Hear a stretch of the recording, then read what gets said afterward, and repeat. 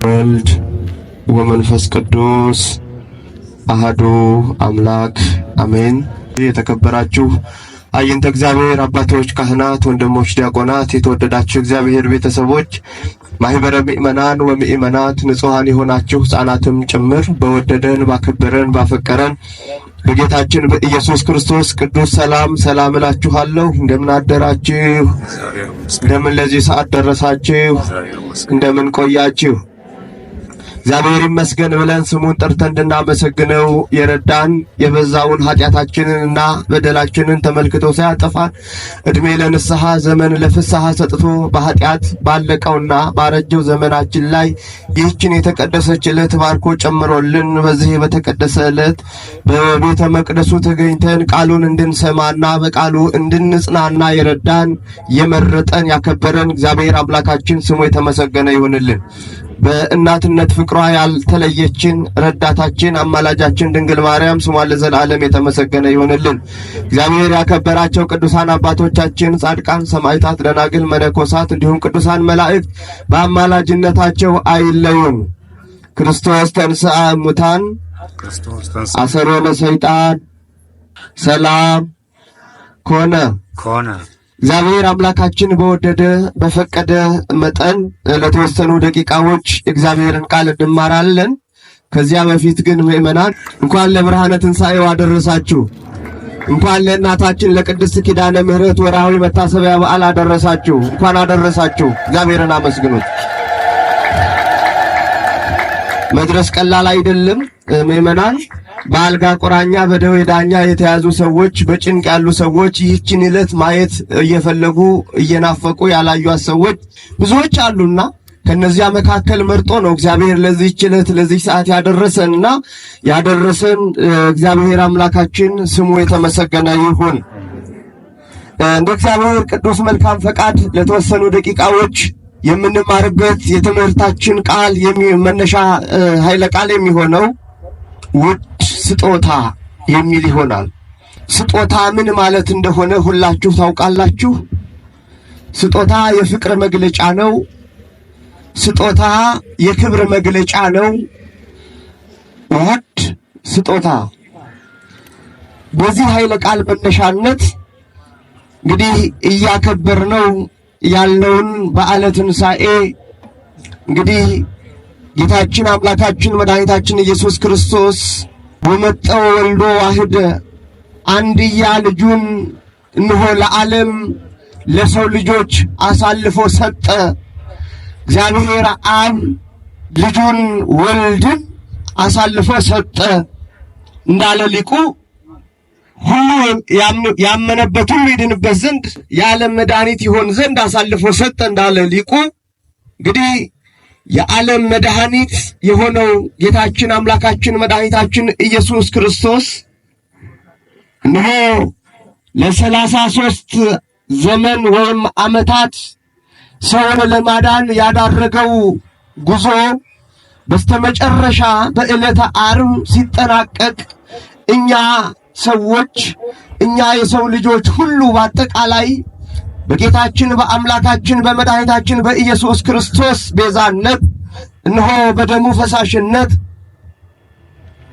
ከድቅድቁ ጨለማ ወደሚደንቀው ብርሃን ከታሰርንበት እስራት በአጠቃላይ ተፈተን የመከራውና የስቃዩ ምዕራፍ ተዘግቶ የብርሃን ካባ ተጎናጽፈን እነሆ ሙታን የነበርነው ሕያዋን ሆነናልና ይህ በጌታችን በአምላካችን በመድኃኒታችን በኢየሱስ ክርስቶስ እነሆ ነፍሱን አሳልፎ በሰጠን ውድ ስጦታ ስለሆነ የተገኘው የመጀመሪያው ስጦታ ይህ ነው።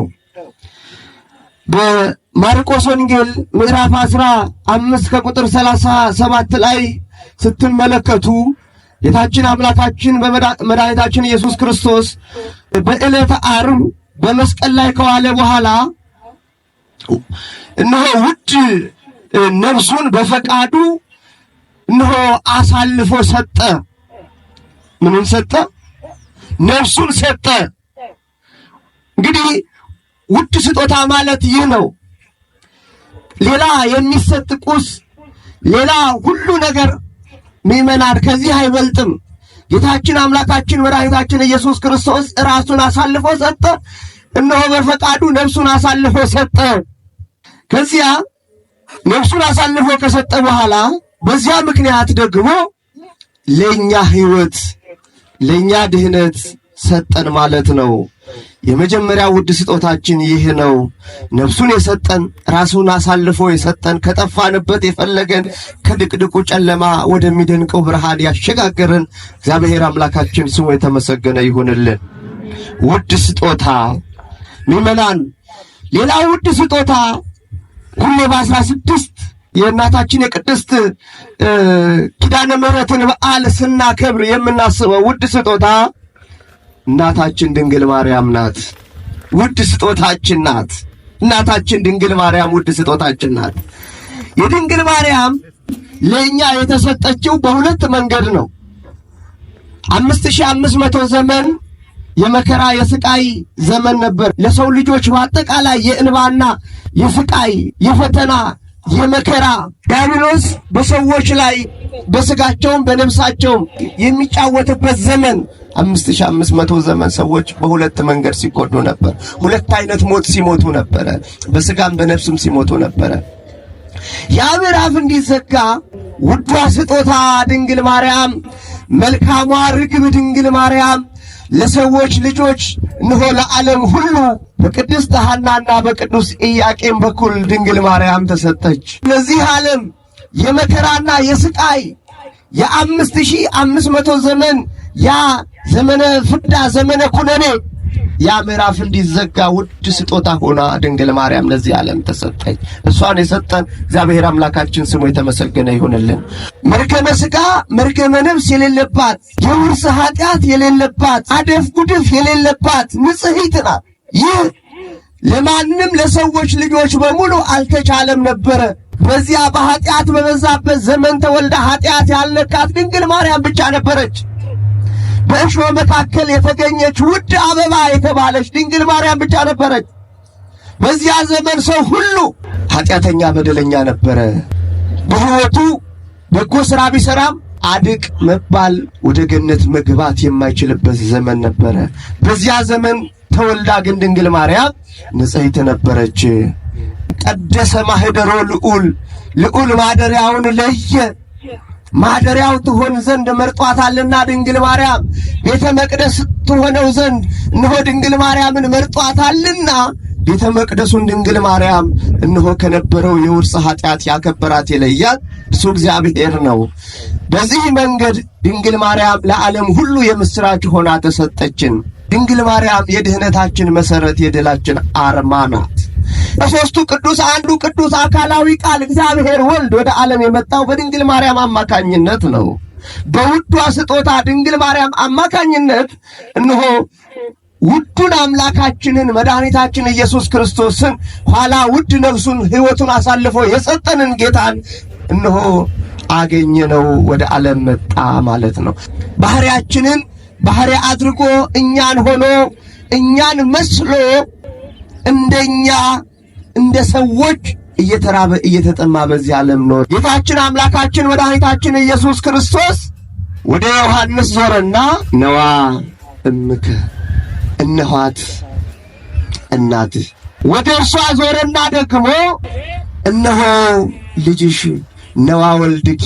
ውዷ ስጦታችን ድንግል ማርያም በዕለተ ዓርብ በመስቀል ላይ ሆኖ ጌታችን አምላካችን መድኃኒታችን ኢየሱስ ክርስቶስ በታማኙ ደቀ መዝሙር በዮሐንስ አማካኝነት ለእኛ ለሰዎች እነሆ ለምናምንባት በአማላጅነቷ ለምናምን ለእኛ እነኋት እናታችሁ ተብላ ውዷ ስጦታችን ድንግል ማርያም ተሰጠችን።